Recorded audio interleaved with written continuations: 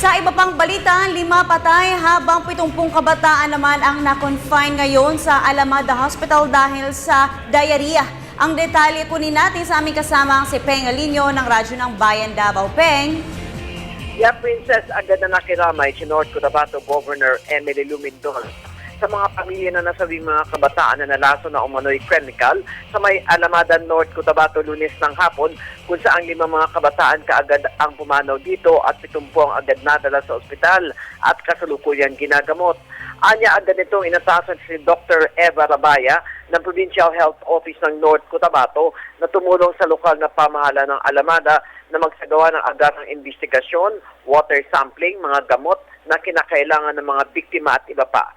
Samantalang ang chair naman ng Health Committee ng North Cotabato na si Board Member Aying Pagal ay agad nagpunta sa lugar upang tingnan ang sitwasyon doon at tumulong policy at guidelines sa pagsusourcing at pagsisecure sa inuming tubig, paggamit ng fertilizer at pesticide sa mga sakahan, kaingin at iba pa.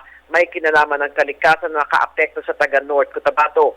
Lunes nang ang may 51 mga kabataan sa Catholic Pastoral Summer Youth Camp sa Dado Elementary School sa Barangay Dado, Alamada, North Cotabato ang natamaan ng diarrhea outbreak, partikular ng amoebiasis na pinaniniwalaan dahil sa kontaminadong tubig.